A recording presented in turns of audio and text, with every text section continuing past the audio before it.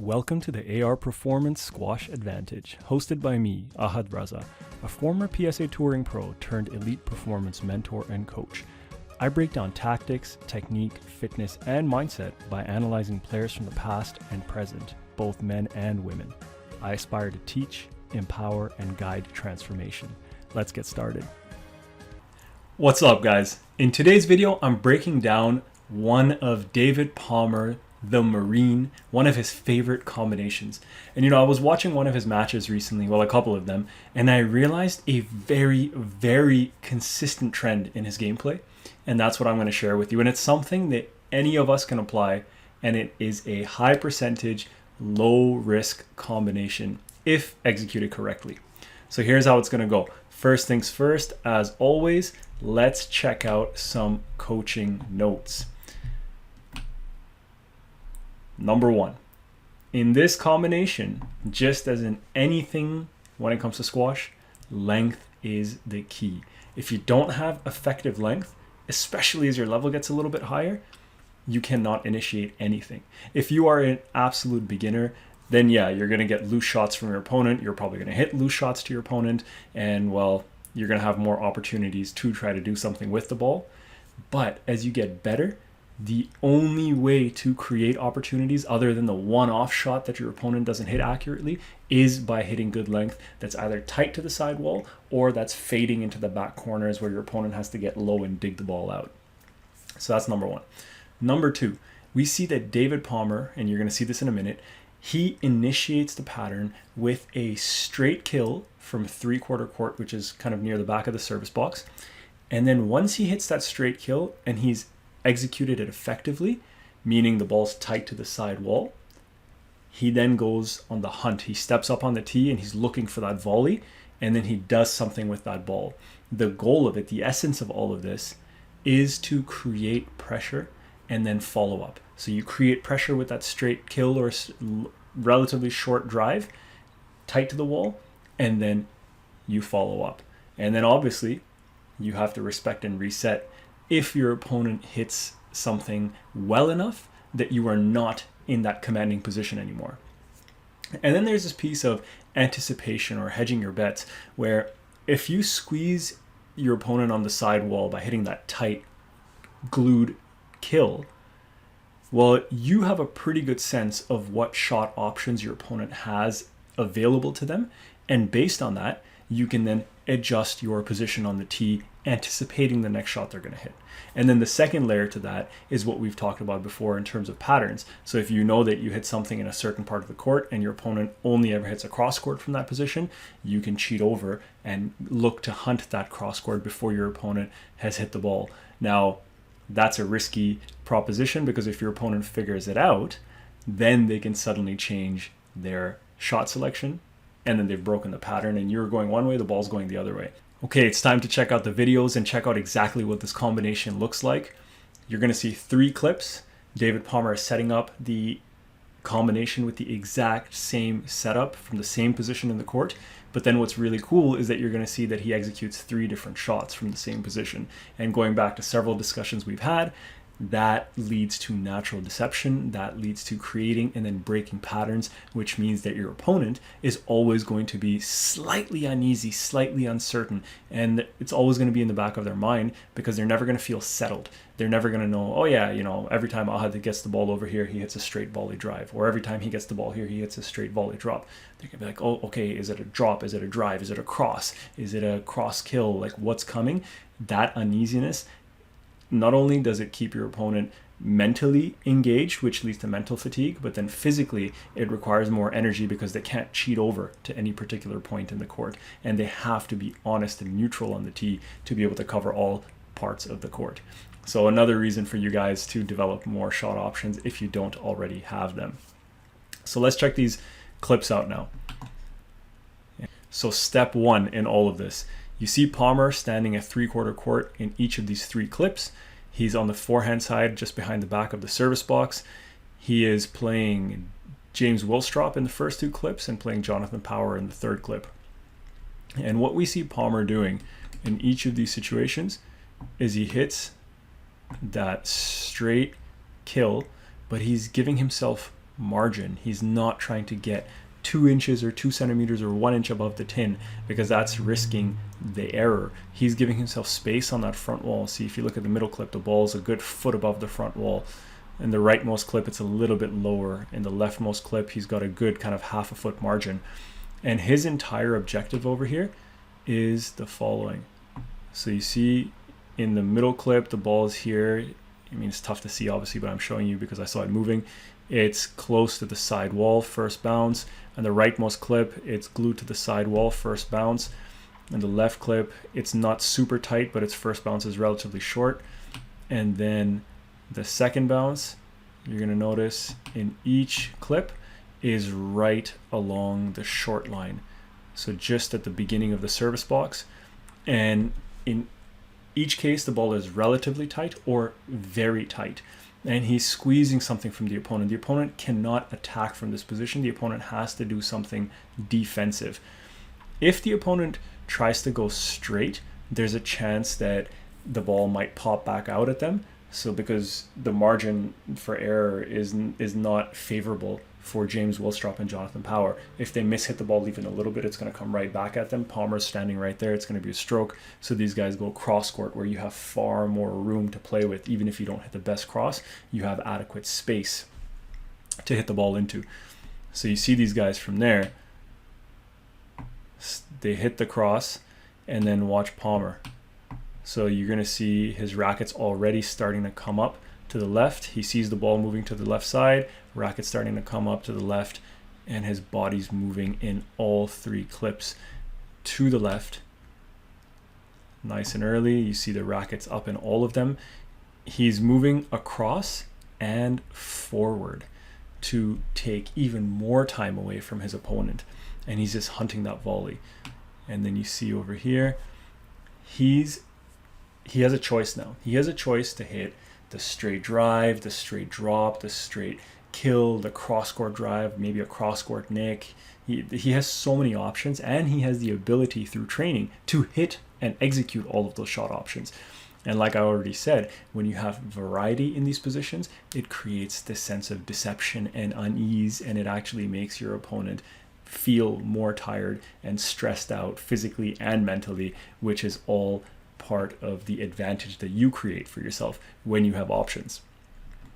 And then you see Palmer over here then actually execute the shot. And like I said, he's changing the pattern and he's creating doubt. So in the clip on the left, you see Palmer's starting to go down the line.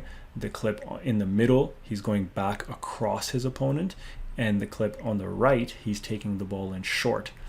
And the ultimate outcome over here, and you can see this play out over there. The ultimate outcome over here is to work the opponent, with the best case scenario being you hit a winner. The winner obviously requires just perfect execution, and in these situations, in all 3 of these clips, Palmer did not hit a winner, but he worked his opponent. You see in the leftmost clip, James Willstrop is quite stretched out. In the rightmost clip, he's under pressure and he's moving back, scrambling to get the ball because his momentum was going to the left, and then Palmer hit across him, so he had to turn and go back. And in the rightmost clip, Jonathan Power is nice and stretched out on this tight ball. It's not short, but it's tight, so he has limited options over there. So that is what I noticed Palmer is consistently in the matches I watched using this combination. Straight kill, squeeze the opponent, hunt the volley. And what he does really well, and we'll see that later, is that when he does not hit the best, or when the opponent hits a really good cross court or something that Palmer cannot reach, you see him looking for the volley, and then you see him resetting and respecting that shot. So now let's check out something interesting. So over here in this rally, I'm going to show you what happens if you try to force the situation when it's not quite there. So you're going to see Palmer, he sets up the combo right there, and then he hunts. That one is okay. He hits across Willstrop. And then over here, look how stretched and low he is. And what he's doing is he's trying to force the situation over here. And by forcing, what you'll notice is that he ends up hitting a loose shot right there. It's in the middle of the court. And then Willstrop actually hits a nice ball, and now Palmer is chasing the ball and is under pressure. So that's a prime example of when you want to, I mean, in this situation, the reason is probably because Palmer's up match ball 10-5. He has a 5-point lead and he wants to just apply that pressure and finish this match off. But I wanted to share this with you to show you how it can go wrong if we don't respect and reset at the right time, or when we try to force the situation. So Palmer could have volleyed that, but maybe he wanted to hit a different shot, or maybe he shouldn't have volleyed it. Maybe he should have taken a step back and then hit a drive and just reset the ball. So this is where forcing this situation can actually work against you. And now in this next clip, I want to show you how the tables can turn and that anyone can use this combination. And that means you, me, like all of us. James Willstrop will show us in a second. So first things first, Palmer actually tries to initiate it over there with that straight kill. But Willstrop, instead of hitting the cross court the way he normally did, and Palmer's going for the cross, you can see from his body position, his legs and his hips are facing the right side, meaning he's ready to volley. Willstrop hits it down the middle, which breaks the pattern, and Palmer can't attack him anymore. So Palmer just kind of gets the ball on the front wall. The rally kind of goes on for a second, and here. And the one thing actually I should mention as well, these guys are generally setting up, so Palmer hits this cross court, but it's not the deepest cross court. It hits the sidewall a bit early and it pops out right behind the service box. And those are the similar ways in which Palmer was also setting up this combination. Willstrop now goes for that straight kill. Palmer forces that cross. Willstrop gets on it.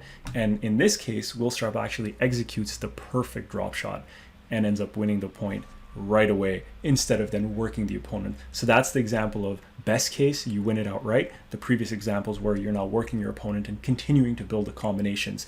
So the beautiful part of this is that if you have amazing hands and touch, you might just finish rallies like that. If you don't have amazing hands and touch, you can still work those combos like we've talked about in previous videos and the way you just saw, and then you're gradually wearing down your opponent and physically and mentally, and then they're going to start making errors. They're going to try to force shots. They're going to just get tired and not be able to chase as much, and then it's slowly going to start moving further and further in your favor. So having said all of that, here is what I suggest, and I'm sharing this now, but I am going to share in a moment several other clips. I'm just going to go through them without too many pauses, so you can see how all of the scenarios in which Palmer has applied this combination, and you're going to see that it's so common. But before I do that, I wanted to share this with you in case you just want to run with this. So my recommendation is to try the combination. If you do like to hit kill shots effectively, 100% give this combination a go. But remember that it all begins with effective length. And if you're, depending on your level, you might get more loose balls from your opponent even without effective length. You get the loose ball, try the combination. And then the second piece is, I would encourage you to take this idea of combinations and reflect upon your own game. Like, what are some of your favorite attacking shots? And what shot does your opponent typically play when you play your favorite attacking shot? And then where can you stand on the tee to anticipate that return and then attack that return, either with a winner or with another follow-up shot? So that, we can take an example. This video is all based off of the straight kill. It could be on the backhand, it could be on the forehand. But from there, Palmer is generally anticipating that his opponents are going to force a cross court, and then he's reaching over a little bit and then playing a shot, and he has options from there. Let's say that you set up with a good length and then you play a volley drop. And every time you take your opponent into the front left on a volley drop, you know that they try to smash a cross court out of there. Well, you can move over a little bit on the tee towards the right and then get ready to jump on that volley and then apply pressure on your opponent. So that would be a way, based on your reflection on what your favorite attacking shot is. In the example I just shared, it's a backhand drop or a volley drop. And then the shot that your opponent typically hits would be a cross-court drive. And then where you can stand to anticipate that is, if you want to cut down their angle, you move slightly forward on the tee and then slightly over to the right side, and then you can anticipate their return. Now, like I said, let me show you a few more examples so that you guys can see many, many other areas where Palmer uses this combination, both from the match of Jonathan Power and also from the match with James Willstrop. So here we go. So here Palmer's going to set up that. This one was interesting because he actually held the shot a bit, forced the loose ball, hit another kill, forced a cross, but this was awesome because he looked for the volley. Jonathan Power hit it wide enough, so Palmer respected and reset that shot. Next one. So slightly loose cross, Palmer hits that kill, Power hits that cross, and Palmer goes to hit that volley drop. And now over here, he follows it up with a volley, but he respects the fact that Power hit a nice lob, so he doesn't try to attack that volley again, he plays it deep. Next scenario. Again, another little loose length from Power just behind the back of the service box. Power hits that drive that's kind of glued, but now here's the risk. If your ball isn't stuck, and if your opponent decides to change the pattern of play, you're screwed. Palmer is already anticipating the cross, and he's moving well in advance. Power changes up the pattern, and Palmer is left stranded. Next one. On the backhand, Palmer hits that kill, and then he goes to hunt the volley, but Power hits a nice lob, so Palmer has to respect that and reset the ball. Over here, Palmer hits another short kill, Power hits a weak cross, Palmer jumps on it to play the drop, and the rally continues. So this one actually got set up because Palmer hit a really good drive. So you see over here, Palmer hits a drive out of the front, the ball is really low, Power's under pressure. He fluffs up a slightly loose ball. Palmer hits a cross-court kill this time, and then gets ready for the volley after that. Over here, Palmer goes for the kill off the serve, goes for a second kill because he's still in position. He looks to hunt. Power's width is good enough, so Palmer has to reset. Now over here with Willstrop, there's the backhand. Ball is glued to the side wall. And then Willstrop goes for the cross. It's good enough. Palmer goes for another kill, and then he's there hunting. In this one, he's actually setting it up with a drop and then hunts. So this one is interesting because he's going for a 1-2 punch combo here, but this one's slightly different. So look how high his drop is.